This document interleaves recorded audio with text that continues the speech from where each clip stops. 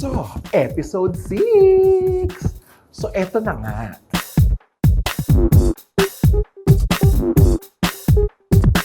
Na-excite ako kasi musical na.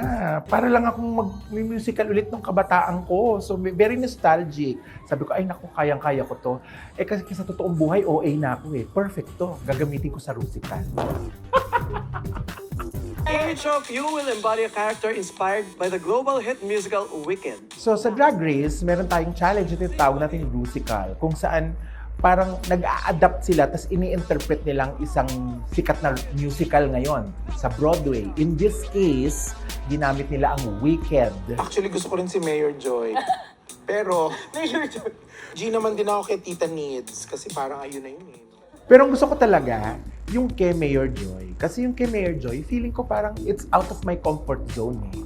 Di ba? Parang masusubukan ako dito. Kaya lang nung ginawa ni Benj, hindi pa kami naka-makeup no, wala pa. Nasa mesa pa lang kami, nag-uusap-usap pa lang kami. In-impersonate niya na si Mayor Joy. Alam mo, ang galing nito ni Benj talaga impersonator eh. Dapat ma-elbow na yan eh. Ikaw na talaga. Parang nagtaka kayo lahat. Bakit Mayor Joy? Tita Needs ka. Tapos nabanggit nila yung Tita Needs. Lahat sila tumingin sa akin. Sabi ko, parang, ganon? Dahil may tita yung pangalan, ako na yon? Ganon ba yon? Ha? Eh kung sanggol yung role, baby, ako din yon? Ganon ba yon? Bring back my girls, bring back my girls. So, in-style ko ng konti yon sa taste ni Tita Baby. No? Kasi medyo, pagmumukha lang akong poon eh. Kung hindi ko ginupit yung manggas, kung hindi ko nilagyan ng parang konting slip na ganyan. Yung choreographer, sabi, Tita Needs, gusto ko ganito ka. Para kang balerina. Sabi ko, ay, hindi lang ako nagsisplit. Pag babaliin mo, baka mabalian na talaga ako nito pag pinagbali mo ako. Pero sige, hindi na ako nag-complain. Sabi ko, di ba gusto ko ng challenge?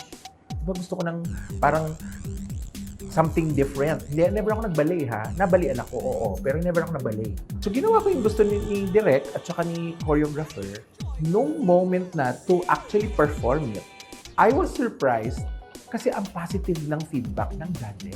Tita Baby, it was a supporting role, but you made the best out of that role. Ang galing mo dun sa role na yun. Thank you. Thank you. Ang galing mo mag-lead. Bagamat daw maliit at saka maiksi ang aking role.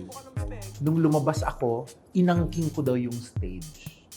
Diba? Parang malaki yung role kahit na maliit yung party niya.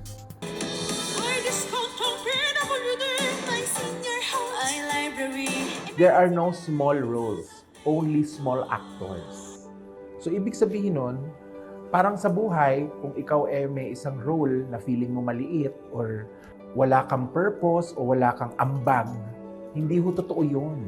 So parang sa buhay, ganun din. Minsan feeling mo sa trabaho siguro, di ba, na parang ay, indispensable ako, pwede naman ako mapalitan dito eh. Kaya ka lumiliit kasi gano'n ka mag-isip.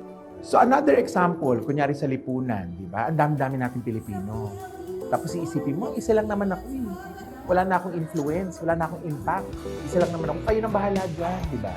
Kunyari, presyo ng bilihin. Di ba? Parang iisipin mo, yan na yan yung presyo lang. Bibiling ko na lang kung kaya ko. Kung hindi ko kaya, hindi na ako bibili. Pero actually, pwede natin baguhin yun. Pwede mong baguhin yun kahit mag-isa ka. Di ba? You choose the right leaders na makakatulong sa ating lahat na pababain ng presyo ng bilihin. So, kung hindi ka boboto, paano magbabago ang presyo ng bilihin? Huwag mong isiping maliit ang role mo. Huwag mong isiping ang boto mo isa lang. Kayo nang bahala dyan. Hindi pwede. Do your part. Doon nagsisimulang maging malaki ang role ng isang tao. Whether sa pamilya, sa trabaho, o sa lipunan. Yung alam mong meron kang part and then do it. Diba? Diyan nagsisimulang lumaki mo. Tapos i-push mo na lang ng i-push. Walang maliit na role. Ang tanong, paano mo sa palalakihin? Paano mo ikakalat ang iyong influence at saka ang iyong purpose? So yun ang aking take away dito sa musical na itis.